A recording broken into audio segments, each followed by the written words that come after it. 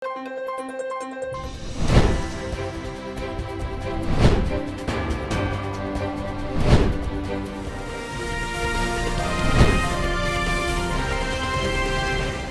पल आपके साथ।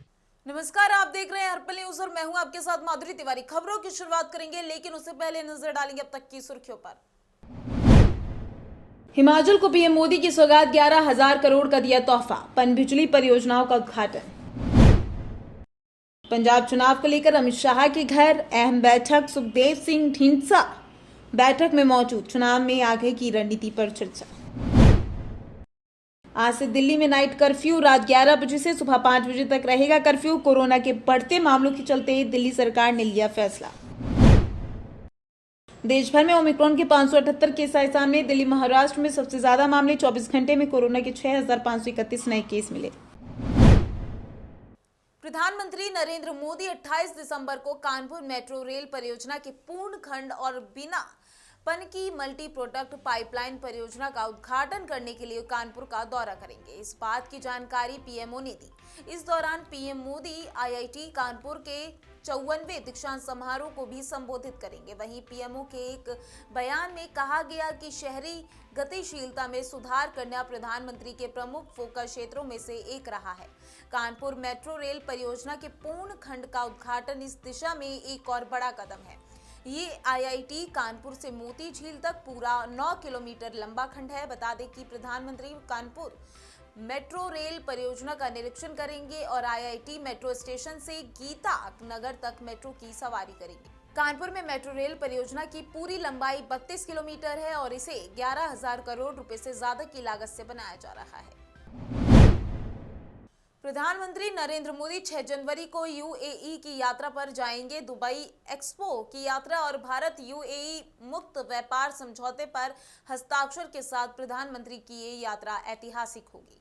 दुबई एक्सपो में पीएम मोदी इंडिया पवेलियन का दौरा करेंगे। ये एक विशाल 4 मंजिला मंडप है जो भारत की संस्कृति, योग, आयुर्वेद और अंतरिक्ष कार्यक्रम के साथ भारत की समृद्ध परंपरा और उच्च तकनीकी क्षमताओं को प्रदर्शित करता है। बता दें कि मंडप का उद्घाटन भारत के व्यापार मंत्री पीयूष गोयल ने 1 अक्टूबर को किया था। साइप्रस के विदेश मंत्री और स्वीडन के राजा समेत कई विदेशी नेताओं ने इसका दौरा किया है। बता दें कि ये प्रधानमंत्री की यात्रा का अन्य मुख्य फोकस भारत यूएई मुक्त व्यापार समझौते पर हस्ताक्षर होगा।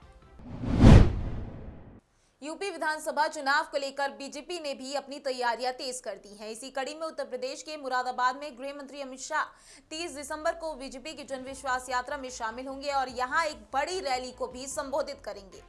अमित शाह की रैली की तैयारियां जोरों पर है। वहीं आज मुरादाबाद के सर्किट हाउस में बीजेपी के बड़े पदाधिकारियों और नेताओं ने मीटिंग कर रैली को कामयाब बनाने की रणनीति पर बात की है। इस दौरान मीटिंग में शामिल यूपी सरकार में पंचायती राज मंत्री चौधरी भूपेंद्र सिंह ने बताया कि बीजेपी की जन विश्वास यात्रा मुरादाबाद में 30 दिसंबर को पहुंचेगी। इसके लिए बड़ी सार्वजनिक सभा रखी गई है। आज मीटिंग कर गृह मंत्री अमित शाह की सभा की जिम्मेदारी कार्यकर्ताओं में बांटी गई है। उन्होंने कहा कि प्रदेश में बीजेपी की जन विश्वास यात्रा का बड़े स्तर पर जनता स्वागत कर रही है और मुरादाबाद में गृह मंत्री अमित शाह की सभा में लाखों लोगों के आने की उम्मीद है। बीजेपी की बलिया से चली जन विश्वास यात्रा का गोरखपुर में भव्य स्वागत हुआ। कौड़ी राम से हरपुर बुधहट होते हुए 69 से शहर के अंदर प्रवेश करने वाली जन विश्वास यात्रा जब गोरखपुर के टाउन हॉल पर पहुंची तो यहां पर गाजे बाजे के साथ यात्रा का स्वागत किया गया। यहां पर जनसभा में मंच पर बोलते हुए मुख्य अतिथि बलिया के सांसद वीरेंद्र सिंह मस्त ने कहा कि गोरखपुर के लोगों से उन्हें यही उम्मीद रही थी। विश्वास यात्रा 19 तारीख से निकली है और देश प्रदेश में 6 यात्रा निकली है। 5-6 दिन मुझे भी चलते हो गया है, लेकिन जिस प्रकार का उत्साह कार्यकर्ता में और जनता में और जो स्वागत और जो उनका उत्साह हमको मिल रहा है, निश्चित तौर से मैं दावे के साथ कर सकता हूं कि भारतीय जनता पार्टी पुनः 350 प्लस जीतने जा रही है। जो आत्मनिर्भर देश और उत्तर प्रदेश के मुख्यमंत्री महाराज जी ने जो आत्मनिर्भर प्रदेश बनाने का संकल्प किया है और उस संकल्प के दायरे में जो सरकार की योजनाएं काम कर रही हैं उनको जनता के द्वारा संवाद के द्वारा जनता को बताया जा रहा है। और जनतंत्र में संवाद, संपर्क और संघर्ष की बड़ी भूमिका होती है। ये संवाद हो रहे हैं, संपर्क हो रहे हैं और आत्मनिर्भर प्रदेश बनाने के, स्वाभिमानी प्रदेश बनाने का, स्वावलंबी प्रदेश बनाने का और सबल प्रदेश बनाने का जो सपना मुकाम तक पहुंच रहा है, योगी जी के सरकार के नेतृत्व में, महाराज जी के द्वारा किए गए कामों से, उसी बातों को संवाद के द्वारा बताया जा रहा है। माफिया अतीक अहमद और उसके परिवार की मुश्किलें कम होती नहीं दिखाई पड़ रही। वहीं एक तरफ सूबे के योगी सरकार ने जहां उसके अवैध ठिकानों पर बुलडोजर चलाया है, तो वहीं दूसरी तरफ सीएम योगी आदित्यनाथ ने रविवार को उसके कब्जे से मुक्त हुई सरकारी जमीन पर भूमि पूजन करके गरीबों के आशियाने की आधारशिला रखी। इस कार्रवाई के साथ ही अब योगी सरकार माफिया अतीक अहमद और उसके परिवार के अपराधों की दबी फाइलों को दोबारा खुलवाने में जुट गई है। आपको बता दें कि योगी सरकार के प्रवक्ता कैबिनेट मंत्री सिद्धार्थ नाथ सिंह ने रविवार को प्रयागराज में सीएम योगी के मंच से जनवरी 2007 में शहर पश्चिमी विधानसभा के करेली इलाके में हुए बहुचर्चित मदरसा कांड की दोबारा जांच करने की बात कही है। बहुजन समाजवादी पार्टी की मुखिया और यूपी की पूर्व मुख्यमंत्री मायावती विधानसभा चुनाव की तैयारियों को अंतिम रूप देने में जुटी हुई है। बीएसपी चीफ ने चुनाव से ठीक पहले संगठन में एक बार फिर बदल किया है। आपको बता दें कि बसपा ने बदलाव करते हुए राजेंद्र गौतम को लखनऊ का नया जिला अध्यक्ष बनाया है और जिला अध्यक्ष रहे अखिलेश अम्बेडकर को मंडल में शिफ्ट कर दिया गया है। लखनऊ मंडल को और मजबूत करने के लिए उन्होंने मंडलीय सेक्टर व्यवस्था में बदलाव भी किए हैं।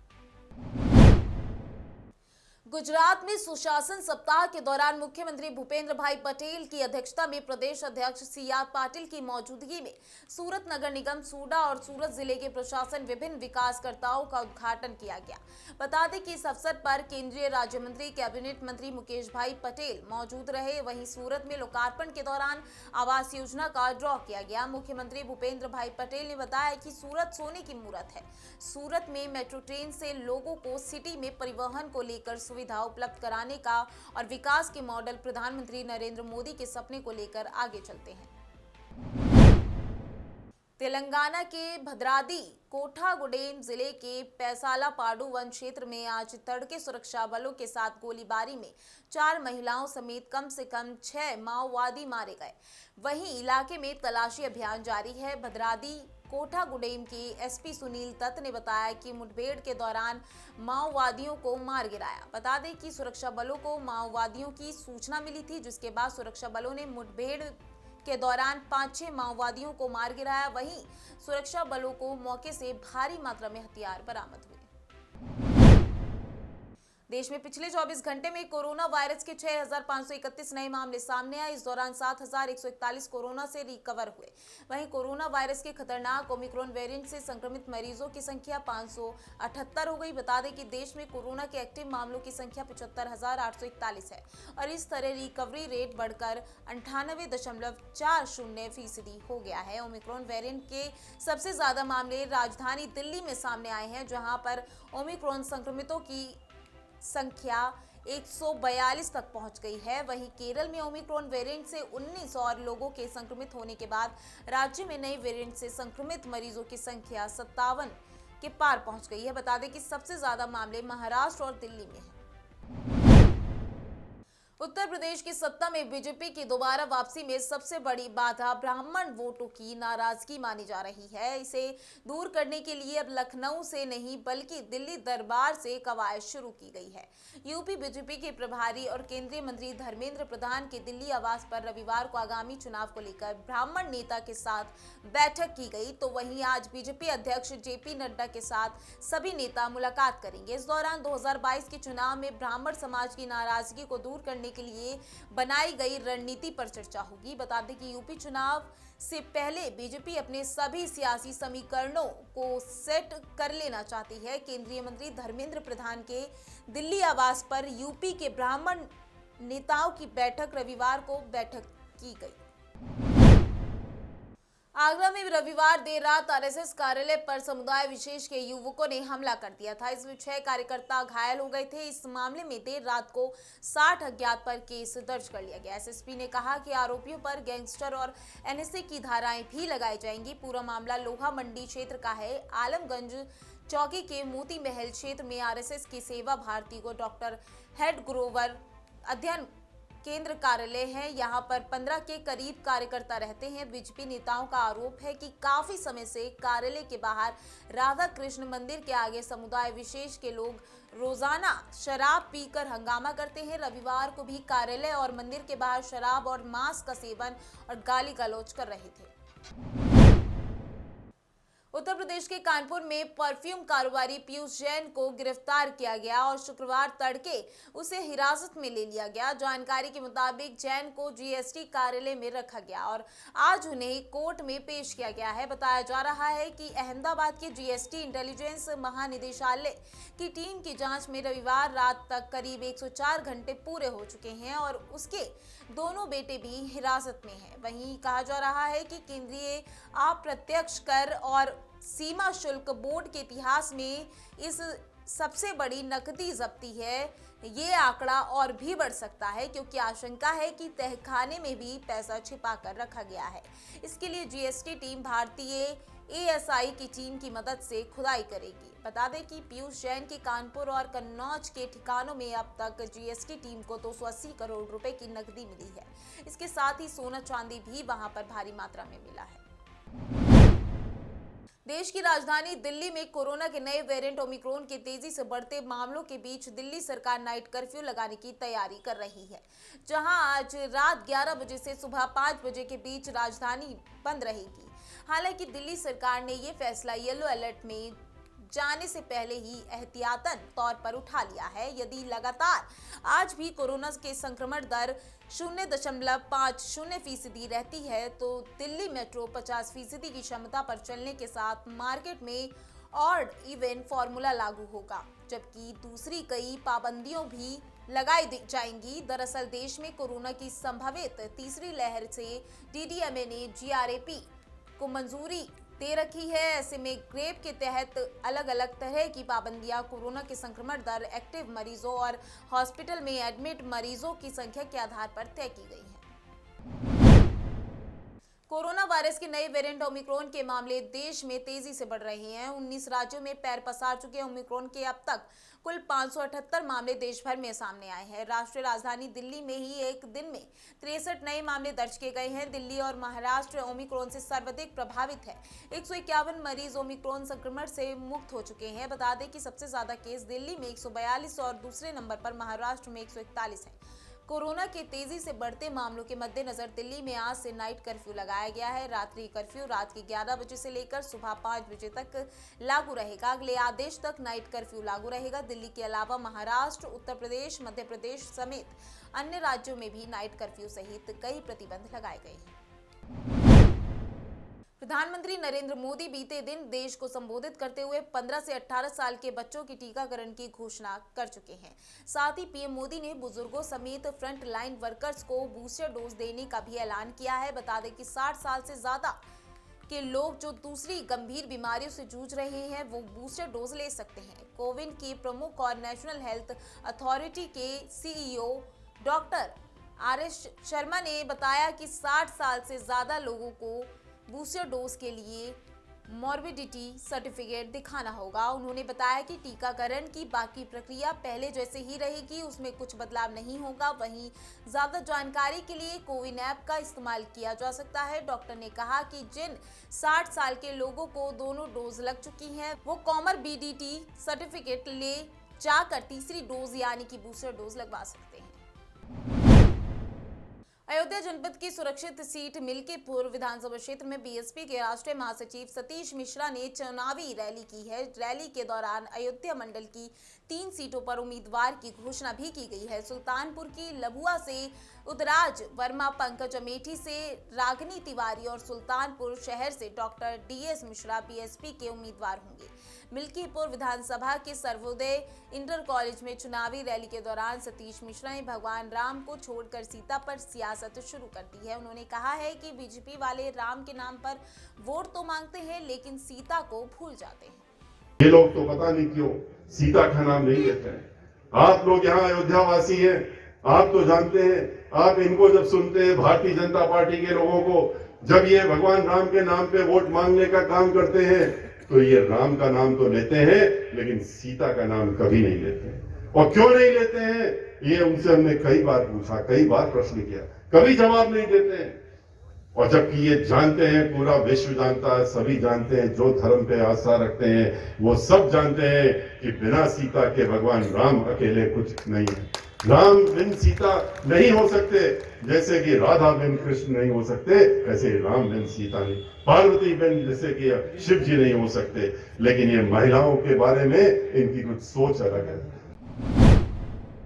अयोध्या में समाजवादी लोहिया सम्मेलन और कंबल वितरण कार्यक्रम का आयोजन किया गया है। कार्यक्रम अयोध्या के देवकाली स्थित अश्वनीपुरम कॉलोनी में सुभद्रा अकेडमी परिसर में आयोजित किया गया है, जिसमें मुख्य अतिथि के रूप में पूर्व मंत्री डॉक्टर शिव प्रताप यादव, विशिष्ट अतिथि मौलाना इरफान कादरी, मौलाना मुख्तारुल हसन बगदादी, सपा के पूर्व राज्य मंत्री शामिल रहे।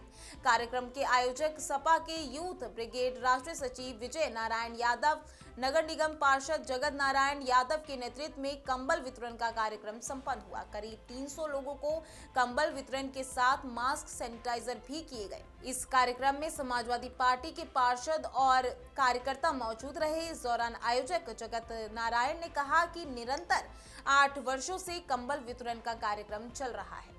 हर साल कंबल वितरण का काम करते हैं, तकसीम करते हैं और लोगों को बांटते हैं। हर साल आते रहे, इस साल भी इन्होंने प्रोग्राम किया। ये माननीय पार्षद के द्वारा आयोजित किया जा रहा है। ये एक सोशल काम है, गरीबों की सहायता और मदद। इससे बेस्ट इंसानियत में दूसरा काम और कोई नहीं हो सकता है कि जो इस सर्दी के मौसम में उनके लिए एक आसरा बनकर एक कंबल देने का।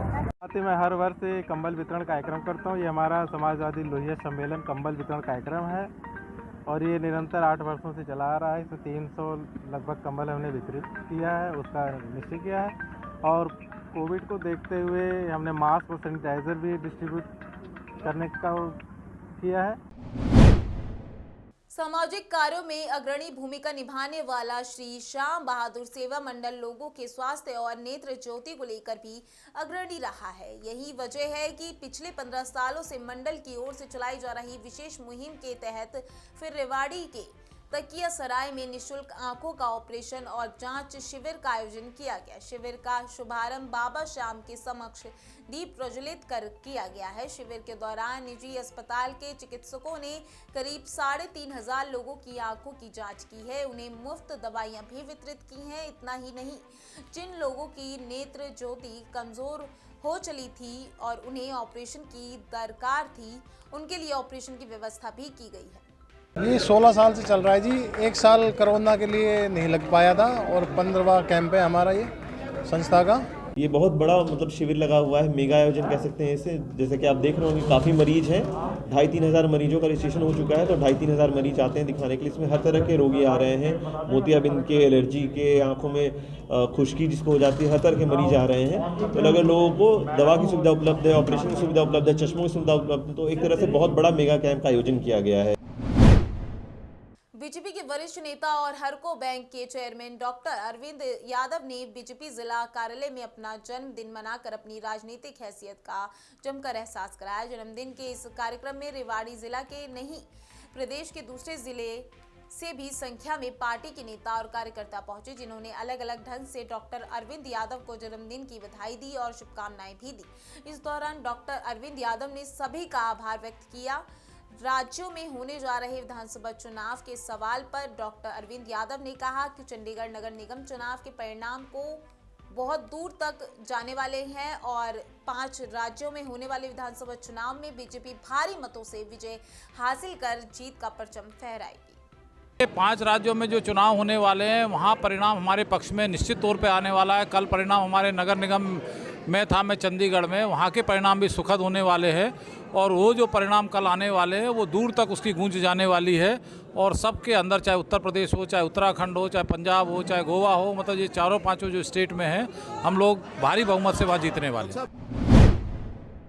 गुजरात में रात 11 बजे से सुबह 5 बजे तक कर्फ्यू लगाया गया है। पुलिस ने नाइट कर्फ्यू के उल्लंघन के 250 मामलों में कानूनी कार्रवाई की थी। पिछले 24 घंटे में पुलिस ने बिना मास्क के 550 लोगों को पकड़ा और उन पर 5.50 लाख रुपए का जुर्माना लगाया है, जबकि 27 लोग ड्रंक एंड ड्राइव में पकड़े गए। बता दें कि अहमदाबाद में जैसे ही कोरोना और ओमिक्रॉन के मामले बढ़ने लगे, राज्य सरकार ने अहमदाबाद समेत 8 शहरों में रात का कर्फ्यू रात 11 बजे से बढ़ाकर सुबह 5 बजे तक कर दिया था। शनिवार को रात 11 बजे से सुबह 5 बजे के बीच शहर की पुलिस ने घोषणा के उल्लंघन के 250 मामलों में पुरुष और महिलाओं सहित 250 लोगों को गिरफ्तार किया है।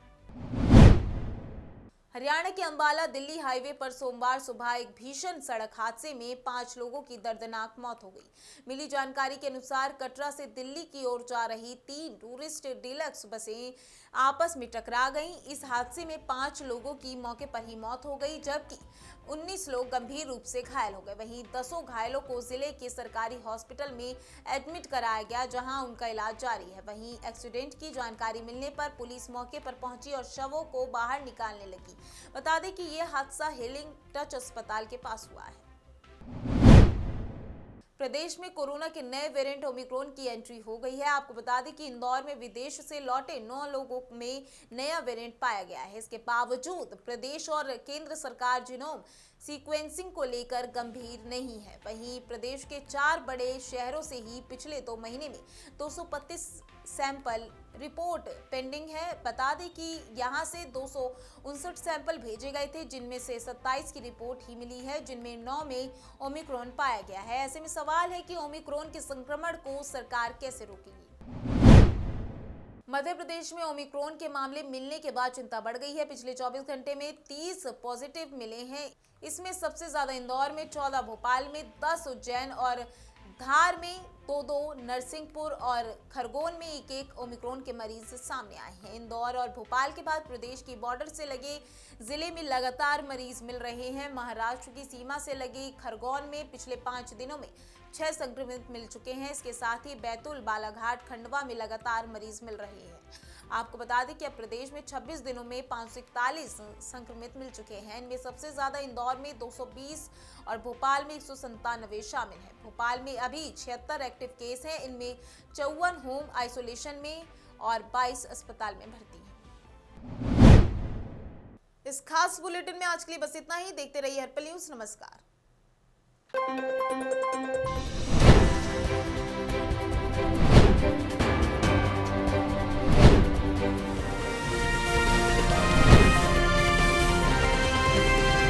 हर पल आपके साथ।